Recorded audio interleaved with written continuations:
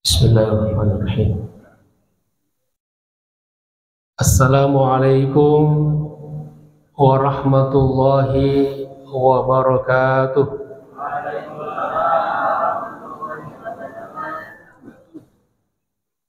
Alhamdulillahi rabbil alamin. Wa bihi nasta'inu ala umuri dunya waddin. Allahumma salli ala Sayyidina Muhammad wa ala ali Sayyidina Muhammad.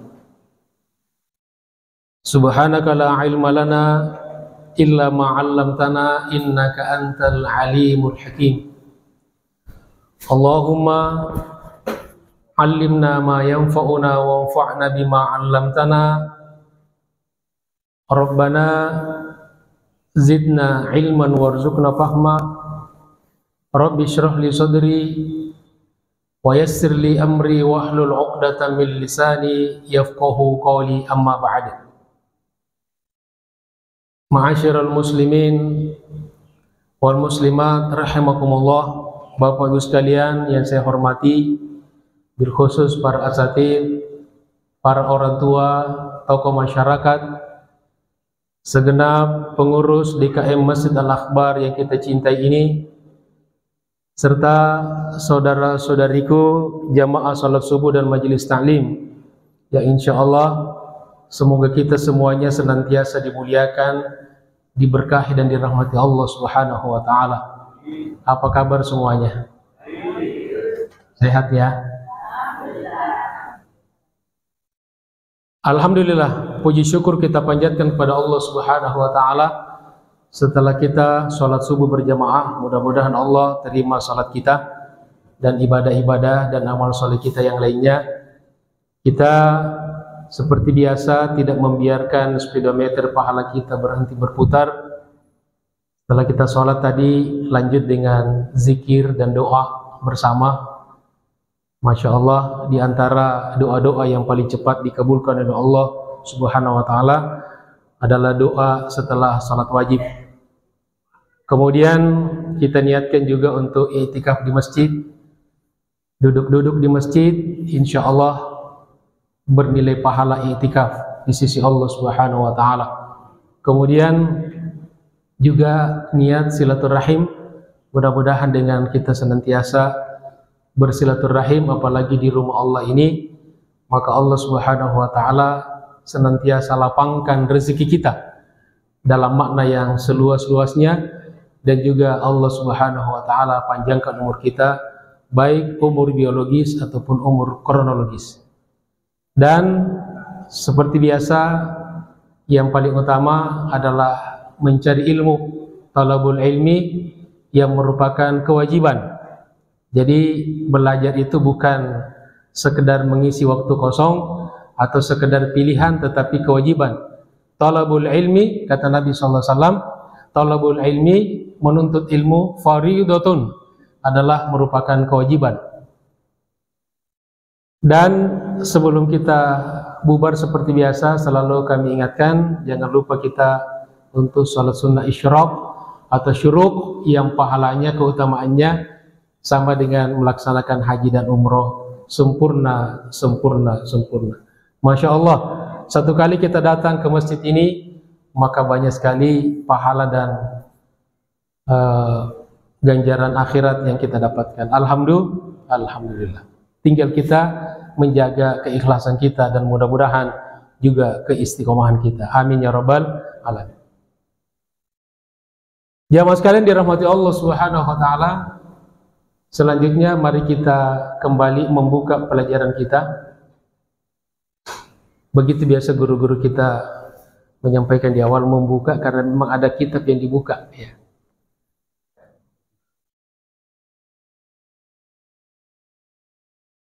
Masih pembahasan kitab Nurul Yakin atau Khulasatul Nurul Yakin, yang merupakan kesimpulan-kesimpulan catatan sejarah sirah nabawiyah yang ringkas, yang insya Allah mudah kita pahami. Di kesempatan ini insya Allah kita akan membahas beberapa tema kecil. Di antaranya adalah Ghazwatul Khandaq, perang Khandaq, kemudian Ghazwatu Bani Quraidah, perang atau Ghazwa Bani Quraidah. Dan jika waktu mencukupi, kita juga tambah dengan masalah antara dua Zaid, Zainab dan Zaid. Ya. Bagaimana ceritanya? Insya Allah tunggu nanti penjelasannya. Jamaah sekalian, yang pertama Ghazwatul Khandaq. Bapak Ibu yang pernah haji dan umroh, biasanya selama kita di Madinah menunggu mau ke Mekah, itu apakah kita lewat travel atau lewat pribadi, biasanya menyempatkan diri untuk ziarah di kota Madinah. Nah, kita mendatangi tempat-tempat bersejarah, di antaranya Masjid Quba, kemudian Jabal Uhud, kemudian Masjid Qiblatain. Kemudian kita kembali ke hotel di sekitar Masjid Nabawi. Jalan pulang itu kita nanti bertemu dengan satu tempat namanya masjid, dulu namanya Masjid Sabah, karena ada 7 masjid. Kemudian sekarang dijadikan Masjid Abu Bakar, dijadikan satu masjid besar. Nah, di situ adalah tanda atau situs sejarah pembuktian tentang perang Khandaq. Ya. Nah, bagaimana ceritanya? Mari kita simak ringkasan-ringkasan sejarah yang ditulis oleh Syekh Umar Abdul Jabbar dalam Khulasatul Yakin. Bismillahirrahmanirrahim. Kapan terjadinya perang Khandaq? Wa fis sanatil khamisati hadatsat Ghazwatul Khandaq. Pada tahun kelima Hijrah terjadilah perang Khandaq. Jadi kalau ada pertanyaan kapan terjadi perang Khandaq? Perang Khandaq terjadi pada tahun 5 Hijrah. Apa nama lain dari perang Khandaq? Wa tusamma aidan bil Ahzab. Biasa juga disebut dengan perang Ahzab. Jadi kalau Khandaq itu artinya parit. Apa artinya? Parit. Kalau Ahzab jamak dari hizb. Hizb kalau bahasa kita partai atau kelompok atau golongan. Maka Ahzab bisa kita artikan dengan koalisi. Jadi perang koalisi. Kenapa demikian jamaah sekalian? Li'anna katsiran min qabailil Arabi wal Yahud, karena banyak dari kabilah-kabilah suku-suku Arab dan Yahudi ijtama'u li muharabatil muslimin, berkoalisi. Apa nama lain dari berkoalisi itu? Bersatu, ya, bersekongkol untuk memerangi orang-orang Islam. Wa hasarul Madinata, dan mereka mengepung kota Madinah. Jadi kota Madinah mereka kepung. Berapa jumlah mereka yang mengepung kota Madinah dari kalangan suku-suku Arab dan Yahudi? Kana adaduhum 10,000 rajulin, 10.000 orang. Jumlah yang cukup banyak, 10.000 orang. Siapa komandan mereka? Siapa pemimpin 10.000 orang itu? Yar'usuhum Abu Sufyan bin Harb, yaitu seorang yang bernama Abu Sufyan bin Harb.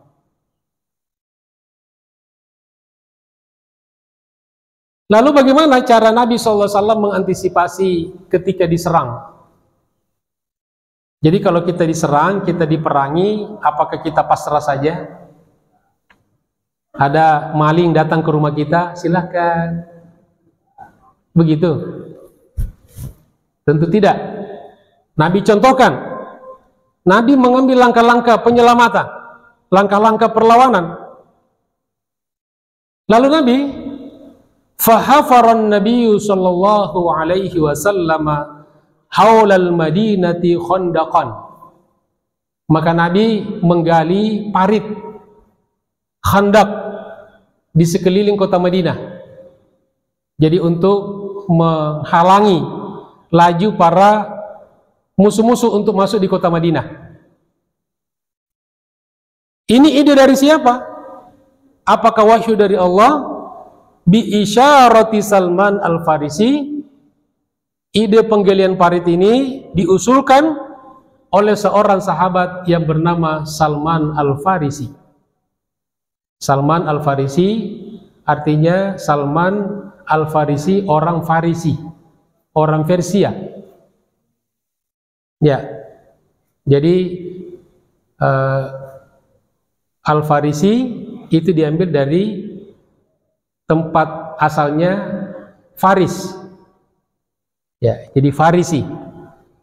Kalau Makki artinya orang Makkah. Kalau Al-Madani artinya orang Madinah. Kalau Al-Misri orang Mesir. Kalau Jakarta Betawi. Lain sendiri dia. Ya. Kalau di Arab itu, kalau Indonesia kita dipanggilnya Jawi. Walaupun dari Sulawesi, dari Sumatera, dari Kalimantan dipanggilnya Jawi. Dan ada ulama yang juga kita bahas kitabnya yang terkenal di Arab, di dunia Islam, namanya Al-Imam An-Nawawi Al-Bantani Al-Jawi Asy-Syafi'i. Imam Nawawi orang Banten, orang Jawa, dan orang mazhab Syafi'i. Jadi tidak disebutkan Indonesia. Jadi mereka kenalnya Al-Jawi. Indonesia itu Jawa kalau di Arab. Nah, jadi jamaah sekalian, ini menunjukkan bahwa Nabi itu menerima ide-ide, masukan-masukan. Apatah lagi ini masalah-masalah dunia, urusan keduniaan. Jadi kita itu tidak usah merasa paling pintar sendiri, apalagi dalam persoalan-persoalan yang bersifat keduniaan. Ya, masakan, nggak usah merasa paling hebat masakannya. Ya, jadi tidak apa-apa kalau ada yang ngusulin ini, masakan ini mungkin lebih bagus. Tidak apa-apa kita coba membangun, merenovasi. Jadi tetap kita terbuka untuk usulan-usulan. Maka Nabi pun menerima usulan Salman Al-Farisi. Ya Rasulullah, kayaknya bagus nih kalau kita menggunakan parit. Karena cara parit ini tidak dikenal di Arab. Ini diambil oleh Salman dari kampung halamannya di Persia. Persia itu di mana? Sekarang di Iran. Iran. Nah, Salman Al-Farisi ini nama aslinya dulu namanya Rosbeh. Nama Farisianya namanya Rosbeh. Lahir di Isfahan atau sekarang Iran dulu, Persia ya. Ada hadis Nabi mengatakan al-jamalu min Faris. Kecantikan itu, orang cantik itu berasal dari Faris. Faris bukan Prancis ya, tapi dari Persia. Orang-orang Iran, ya orang-orang Iran itu terkenal dia perpaduan antara Eropa dengan Arab. Kulitnya putih, ya kemerah-merahan. Ya kalau kita ingin menggambarkan misalnya kecantikan Aisyah, kejernihan kulit baginda Rasulullah SAW itu merah, putih kemerah-merahan. Ya, kira-kira seperti kulitnya orang-orang Persia. Nabi sendiri mengatakan, al-jamalu min Faris, cantik itu datangnya kita temukan di negara-negara atau di daerah Persia. Tapi mereka wajahnya jadi hitam. Kenapa? Karena banyak aliran sesat Syiah. Mereka tidak taharah, ya, sehingga wajah yang diberikan oleh Allah putih jadi hitam. Coba lihat orang-orang Iran, orang-orang Syiah. Ya, karena mereka melaknat Rasulullah, melaknat keluarga Nabi, maka dosa-dosa itu membuat wajahnya menjadi hitam dan tidak bercahaya. Yang sekalian dirahmati Allah Subhanahu wa taala. Berapa lama pasukan koalisi itu mengepung kota Madinah? Karena mereka tidak bisa masuk langsung di Madinah karena ada parit, ya ada Khandaq. Jadi setiap ingin masuk di kota Madinah dia harus melompati dulu parit itu atau turun. Nah, sehingga mereka tertahan. Berapa lama jemaah sekalian? Wastamarral hisaru 15 yauman. Pengepungan itu terjadi berlangsung selama 15 hari. Berapa hari? 15 hari. Ila an tafarraqat kalimatul ahzab. Kapan berakhir pengepungan kota Madinah oleh suku-suku Arab yang berkoalisi dengan orang-orang Yahudi? Setelah koalisi mereka pecah. Anggap aja King Plus. Jadi koalisi mereka ini, ya, dari partai-partai, dari kelompok-kelompok ini kemudian pecah. Jadi kalau koalisi-koalisi dunia, politik, ekonomi itu biasanya tidak lama bertahan. Kalau kepentingan sudah berbeda, biasanya mulai luntur persatuan mereka. Satu-satunya persatuan yang abadi dunia dan akhirat adalah yang diikat oleh ikatan cinta karena Allah Subhanahu wa taala. Selama dunia pasti akan berakhir. Jamaah sekalian, dirahmati Allah Subhanahu wa taala. Nah, di sini ada catatan sejarah. Kenapa? Ini juga perlu kita mengetahui apa rahasia. Kenapa koalisi mereka itu rapuh dan akhirnya setelah 15 hari. Kalau King Plus berapa hari itu bertahan? Nah, ini cuma 15 hari. Kenapa? Sababu dzalika huwa anna Nu'aim ibn Mas'ud, ada seorang bagian dari orang Quraisy dan orang Yahudi. Jadi bagian dari pasukan musuh, aslama sirran. Tiba-tiba dia masuk Islam, dapat hidayah. Ya. Jadi biasanya memang dari dalam sejarah orang-orang memusuhi Islam selalu saja ada muncul orang-orang yang kemudian masuk Islam. Ya, dan dari zaman sahabat dulu bagaimana hebatnya permusuhan kebencian Umar bin Khattab pada Nabi kepada Islam, tapi Allah berikan hidayah dan Allah balikkan hatinya. Tadinya orang yang paling benci kepada Islam kemudian menjadi orang yang paling cinta kepada Islam. Jadi makanya kalau kita ngelihat orang yang memusuhi Islam, ya selain kita tentu tidak ridho, tapi sisi lain tetap kita membuka peluang. Siapa tahu dia mendapatkan hidayah dari Allah Subhanahu wa taala. Apalagi kalau cuma anak kita sendiri, ponakan gitu kan, rada nakal sendiri, jangan diponis. Oh, ini memang anak bandel, anak ya tidak bermanfaat, persis seperti bapaknya gitu. Jangan. Ya, doakan dia, mudah-mudahan dia dapat hidayah. Insya Allah. Nah, kemudian biasanya orang-orang mu'allaf dan sejarah mu'allaf itu selalu karena keinginan dari dalam dirinya, karena kesadarannya. Beda kalau orang Islam murtad, itu biasanya karena faktor dunia, Indomie, gitu kan, karena uang, karena iming-iming dunia. Tapi biasanya kalau orang di luar Islam masuk Islam, dapat hidayah mu'allaf, biasanya karena pengkajian, karena kesadaran sendiri, karena lahir dari keinginan pribadinya, murni dapat hidayah. Lalu Nu'aim bin Mas'ud ini setelah mu'allaf, dia tidak tinggal diam, dia tidak menjual nama mu'allafnya itu untuk mengumpulkan dana gitu, enggak. Tetapi dia berjuang. Maka apa yang dia lakukan? Dia melihat kapasitas dan kemampuan dirinya. Maka yang pertama dia lakukan, tawajjah ila Bani Quraidah. Dia menuju kepada kabilah Bani Quraidah, salah satu kabilah golongan Yahudi yang telah mencabut dukungannya kepada umat Islam, perjanjiannya dengan Islam.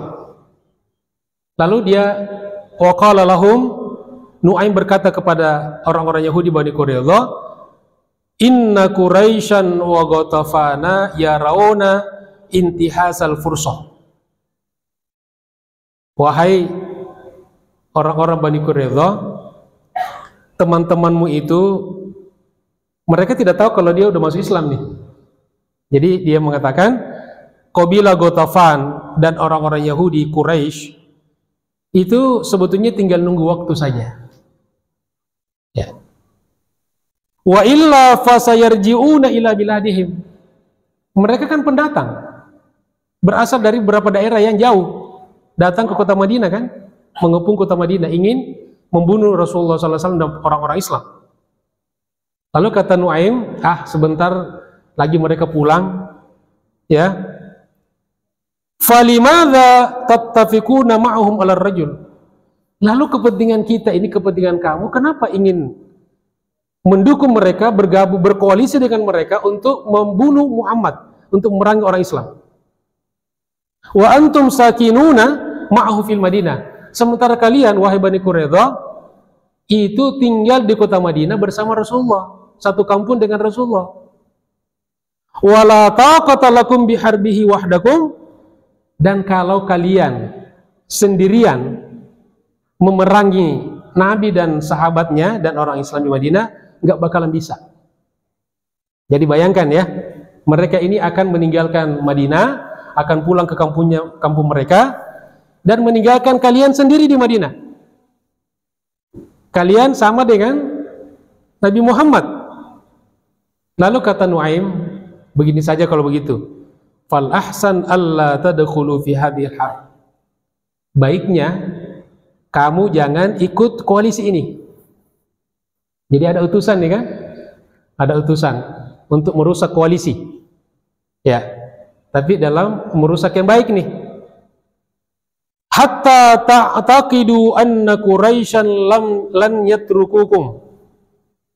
Kamu harus yakinkan dulu bahwa Quraisy dan koalisimu itu tidak akan meninggalkanmu sendirian. Fastahsanu ra'yahu. Jadi kemampuan Nu'aim untuk meyakinkan orang-orang Bani Quraidah ini berhasil. Jadi Bani Quraidah ini orang-orang Yahudi ya, orang-orang Yahudi terkenal pintar. Ya, tapi licik. Otaknya encer tapi licik. Nah, artinya kalau Nu'aim bisa meyakinkan sekelas orang Yahudi Bani Quraidah ini hebat nih. Artinya diplomasinya hebat. Makanya kita harus ngutus kalau orang-orang negosiasi yang pintar ngomong. Ya, pintar nawar, negosiasi, pintar bicara gitu kan. Jangan yang malas bicara. Lalu orang Bani Quraidah cukup ya yakin dengan usulan daripada Nu'aim. Lalu setelah itu watawajjah ila Quraisy. Kemudian dia berangkat ke Ghatafan. Jadi Bani Quraidah didatangin, setelah berhasil diyakinkan tidak usah ikut koalisi, datang lagi di orang-orang Quraisy. Setelah Quraisy baru ke Bani Ghatafan. Ya. Dan intinya kemudian berhasil. Ya. Mereka ini berhasil diyakinkan tidak usah ikut perang. Ya, satu-satu dia datangin. Lalu malam harinya, malam Sabtu, Abu Sufyan mengirim utusan ke Bani Quraidah. Untuk apa? Yad'uhum lil qitali godan. Undangannya besok pagi kita akan perang. Jadi pemimpin pasukan itu yaitu Abu Sufyan kemudian mengirim delegasi kepada kabilah-kabilah termasuk kepada Bani Quraidah bahwa besok kita akan perang. Wa kana dzalika lailatas sabti. Waktu itu malam Sabtu. Lalu apa jawabannya? Karena mereka sudah tidak yakin. Jadi biasanya Bapak Ibu kalau orang sudah tidak yakin, tidak pede, apalagi diajak perang, pasti cari alasan. Kalau ajak makan sih biasanya orang bisa mujamalah, bisa basa-basi ya. Tapi ngajak perang, perang ini resikonya mati Bapak Ibu sekalian. Lalu apa jawabannya? Fa'ajabu bi annahum la yuqatiluna fis sabti. Kami mohon maaf, tolong sampaikan ke Bapak Sufyan, Abu Sufyan, kami tidak berperang pada hari Sabtu. Karena orang-orang Yahudi memang memuliakan hari Sabtu. Pas nih, diajaknya malam Sabtu, perangnya jadwalnya hari Sabtu. Jadi ada alasan nih. Yahudi memang pintar, Yahudi cerdas, tapi licik. Dan akhirnya disitulah kemudian utusan Abu Sufyan datang ke Quraisy, kemudian datang kepada Ghatafan dan yang lainnya, dan semuanya mencari alasan tidak ikut berperang. Nah, ini faktor ya utusan ya Rasulullah, yaitu Nuaim yang masuk Islam yang mu'allaf, lebih duluan mengucar-kacirkan ya keutuhan persatuan daripada koalisi jahat yang ingin memerangi Islam dan kaum muslimin di kota Madinah. Jadi memang jamaah sekalian, pelajarannya kita juga butuh orang-orang yang hebat diplomasi, diplomatik Islam. Kita dulu di Indonesia ini sejarahnya, kenapa ketika Indonesia merdeka juga cepat mendapatkan pengakuan dari dunia, termasuk dunia Islam dan Arab, karena kita ada diplomat seperti Agus Salim ya dan yang lainnya.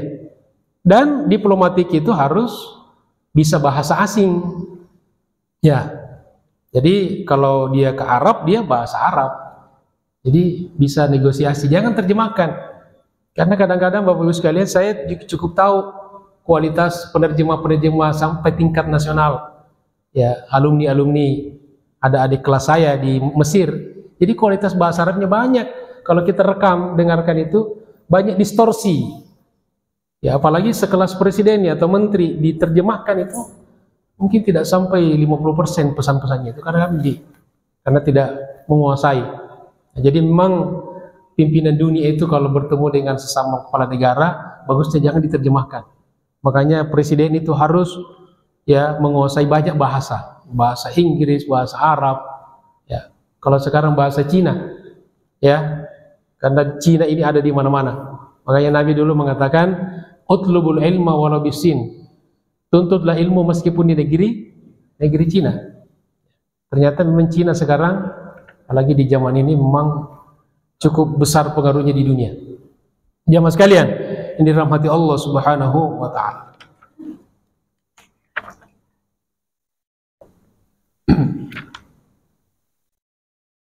Nah, kemudian setelah usaha Nabi dengan menggali parit, ya kan?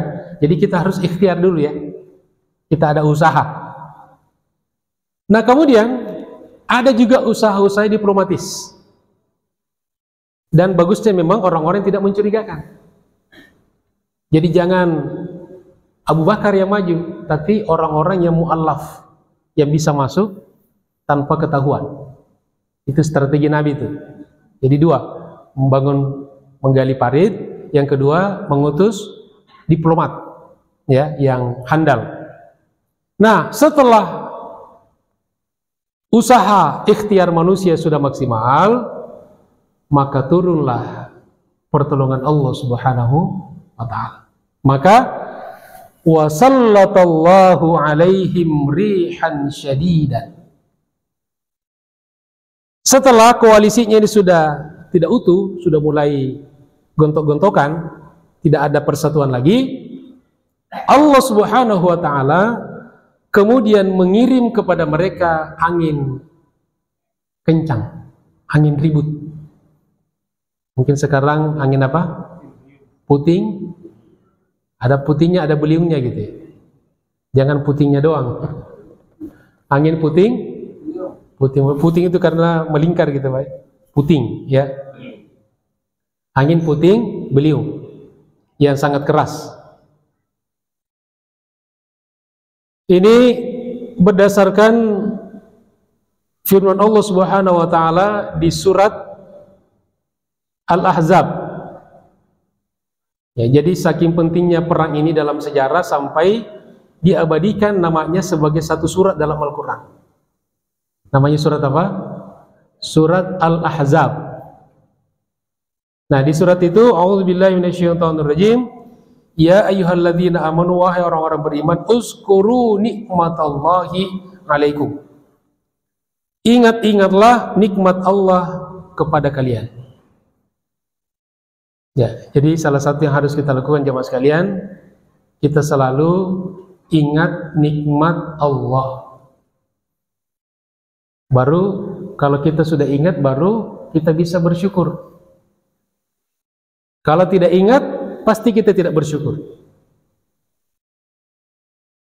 Idh ja'atskum junudun, tatkala datang kepadamu bala tentara.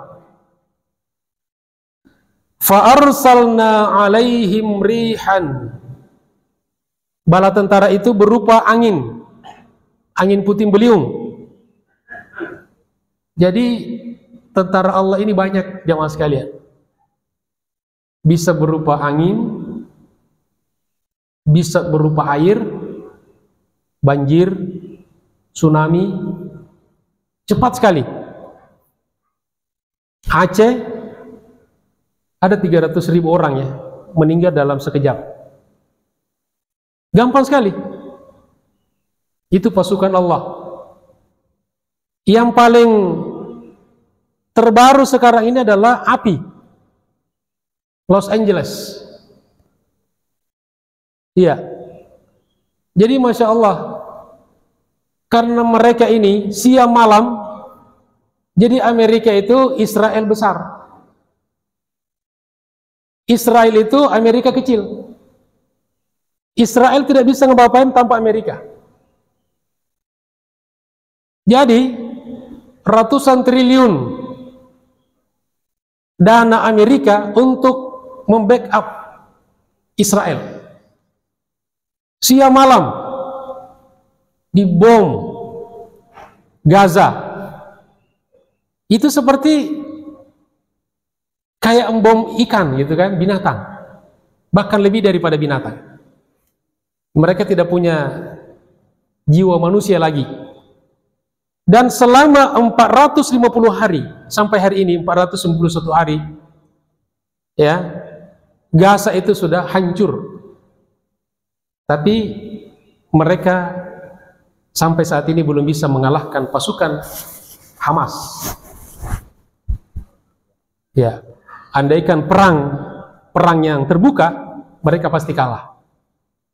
Amerika ini sebetulnya karena licik saja. Dia tidak mau sendirian. Makanya dia selalu koalisi, dibantu oleh negara lain, Inggris, Prancis, dan yang lainnya. Tapi kalau dia sendiri pasti mereka kalah. Lalu jamaah sekalian, 450 hari mereka mampu menghancurkan seperti membakar Gaza. Tapi karena keinginan Allah, tidak butuh 450 hari untuk menghancurkan Los Angeles. Hanya butuh 2 hari. Jadi makanya jamaah sekalian, pelajarannya, orang-orang sombong, orang-orang arogan, cepat atau lambat pasti akan mendapatkan balasannya. Kalau bukan di dunia, di akhirat pasti. Kalau tidak di akhirat, pasti di dunia. Jamaah sekalian dirahmati Allah Subhanahu wa ta'ala. Mari kita senantiasa juga tidak lupa mendoakan saudara-saudara kita di Palestina. Jamaah sekalian yang dirahmati Allah Subhanahu wa ta'ala. Jadi Allah Subhanahu wa ta'ala mengutus kepada mereka angin puting beliung. Wa junudan lam yarauha, dan bala tentara yang tidak kelihatan kasat mata. Angin kita nggak lihat kan? Kalau api kelihatan, air kelihatan. Lalu qala'at autadahum, tenda-tenda, kemah-kemah yang mereka buat kan selama 15 hari ya, di sekeliling parit itu ingin masuk di kota Madinah tapi terhalang oleh khandak, oleh parit. maka itu semua terbang karena angin. Ya, wasafat alaihimut turab, mereka tertimbun dengan pasir, ya kan? Jadi angin itu membawa pasir, membawa tanah dan menimpa mereka. Waramathum bil hasa, dan mereka juga angin ini membawa batu-batuan, kerikil-kerikil. Jadi mereka dihujani dengan batu-batu kerikil, batu-batuan. Tidak tahan, lalu mereka faharabu min lailatihim. Tidak perlu nunggu sampai pagi. Malam itu juga, malam apa jemaah sekalian? Malam Sabtu kan? Jadi rencananya besok perang nih. Tidak perlu nunggu sampai besok. Tidak usah nunggu sampai berperang dulu. Kalau keinginan Allah maunya malam itu terjadi, maka malam itu mereka kabur. Ya, karena tidak bertahan dengan menghadapi bala tentara Allah yang tidak kelihatan, yaitu angin. Jemaah sekalian yang dirahmati Allah Subhanahu wa ta'ala.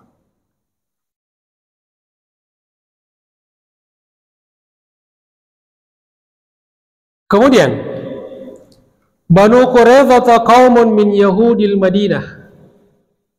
Salah satu bagian koalisi yang cukup besar peranannya di dalam perang Ahzab, yaitu Bani Quraidah. Ini adalah sekelompok orang-orang Yahudi yang tinggal di Madinah. Jadi Bapak Ibu masih ingat kan? Orang-orang Yahudi Madinah ada tiga kelompok besar ya. Jadi sebelum Nabi datang ke Madinah, Yahudi ini sudah ada. Bani Quraidah, Bani Nadir, dan Bani Qainuqa. Ya, kita bahas Bani Quraidah. Khanul uhuda fil khandaq. Mereka membatalkan perjanjian dengan orang Islam, dengan Nabi di perang Khandaq. Akhirnya mereka berkoalisi dengan pasukan koalisi.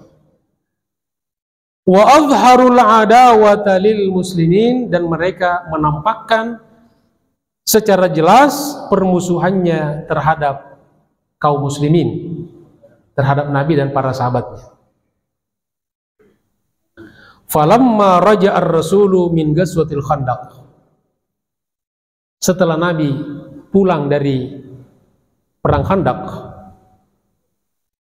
amarahullahu bimuharabatihim, Allah wahyukan kepada beliau agar memerangi mereka, yaitu orang-orang Yahudi Bani Quraidah. Jadi perintah Allah. Wa tathhiri ardihi minhum, dan untuk membersihkan kota Madinah dari mereka. Jadi Allah perintahkan kepada Nabi agar kota Madinah, tempat Rasulullah tinggal, itu dibersihkan dari orang-orang Yahudi Bani Quraidah. Lalu apa yang Nabi lakukan?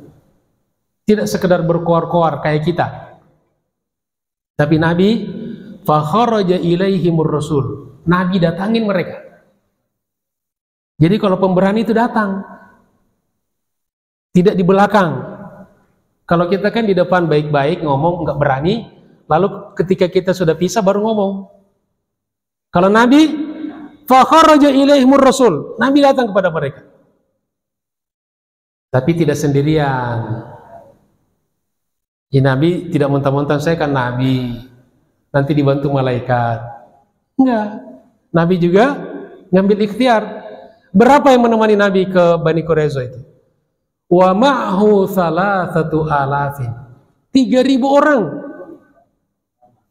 3.000 orang jemaah sekalian. Fahasarahum.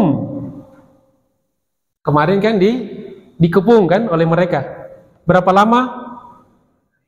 15 hari. Nabi ingin balas. Berapa lama mereka mengepung Yahudi Bani Quraidah itu? 25 lailatan. 25 hari. Jadi dilebihin 10 hari. Jadi pesannya kami juga bisa melakukan. bahkan lebih daripada kalian. Lalu apa yang terjadi sama sekalian? Ketakutan luar biasa Bani Quraidah. Nabi datang dengan pasukannya 3.000 orang. Fasallamu ba'daha, mereka menyerah. Wa hakama alaihim Sa'du ibnu Mu'adz biqatlir rijal. Lalu seorang sahabat memberikan putusan yang diamanahi oleh Nabi, namanya Sa'ad bin Mu'adz, ya, menjatuhkan vonis hukuman bahwa laki-laki dari Bani Quraidah itu dibunuh. Kemudian sementara wanita dan anak kecil itu ditawan, dijadikan tawanan. Begitu amar keputusan yang dijatuhkan oleh Sa'ad bin Mu'adz. Lalu fa'amara ar-rasulu bitamfidil hukmi. Nabi kemudian memerintahkan untuk mengeksekusi sesuai amar keputusan yang dijatuhkan oleh Sa'ad bin Mu'adz. Jadi kompak antara hakim dengan pemimpin. Ya, jangan pemimpin lain keinginannya, hakim lain keinginannya. Bahkan kalau hakim-hakim kita sekarang bisa dibeli. Betul apa betul? Ya.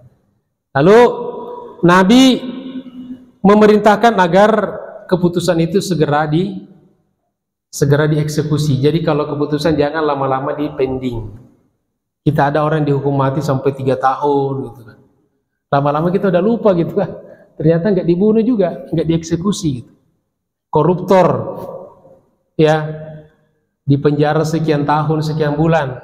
Lama-lama kita udah lupa lagi. Ada isu-isu lagi yang menutupi, sehingga kita sudah lupa. Jangan sekali dirahmati Allah Subhanahu wa taala. Kemudian apa pesan yang ingin disampaikan di sini? Fahadza jazaa'u kulli kha'inin ghadirin. Mungkin orang mengatakan keras banget ya. Semua laki-laki dibunuh. Perempuan, anak kecil dijadikan tawanan. Tapi pelajarannya di sini agar ada efek jera. Inilah balasan ganjaran untuk setiap orang yang berkhianat dan ghadir dan licik. Ya. Jadi orang yang licik, orang yang berkhianat. Ya, karena keberadaan orang-orang seperti ini di dalam barisan perjuangan ini penyebab kita dikalahkan, melemahkan umat. Maka Nabi ingin menyampaikan pesan, kenapa begitu keras?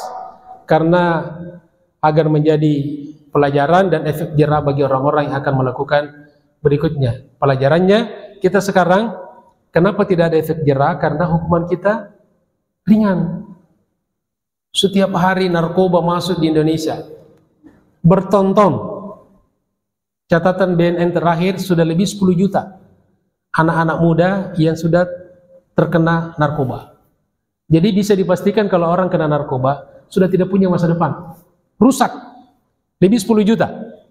Ya, minuman keras. Ya.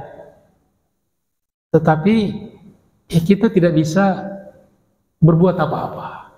Salah satu faktornya kenapa? Ada yang ditangkap, pelakunya dihukumnya ringan. Bahkan kadang-kadang, tidak jarang, yang mestinya menegakkan hukum ikut terlibat ya di dalam kasus ini. Yang sama dengan korupsi. Kenapa korupsi tidak bisa diberantas?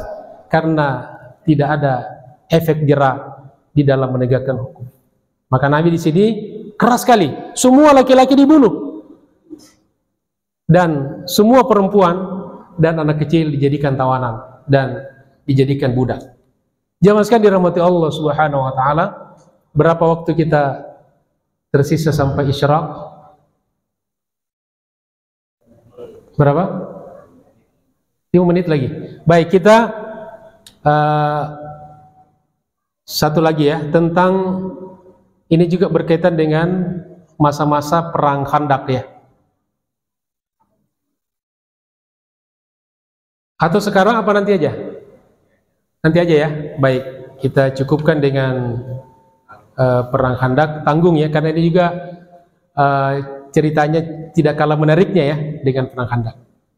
Ya, kisah pernikahan antara Zainab dengan Zaid, dan bahwa akhirnya Zainab kemudian bercerai dengan Zaid dan dinikahi oleh baginda Rasulullah SAW. Bagaimana cerita selengkapnya? Jangan kemana-mana. Ya, nanti insya Allah kita bahas di pertemuan yang akan datang. Mudah-mudahan menjadi ilmu yang bermanfaat dan barokah. Terima kasih atas segala perhatiannya. Mohon maaf atas segala kekurangannya. Sebelum kita tutup, ada pertanyaan? Paham semuanya? Alhamdulillah. Baik. Subhanakallahumma bihamdika asyhadu an la ilaha illa anta astaghfiruka wa atubu ilaik. Walafu minkum. Wassalamualaikum warahmatullahi wabarakatuh.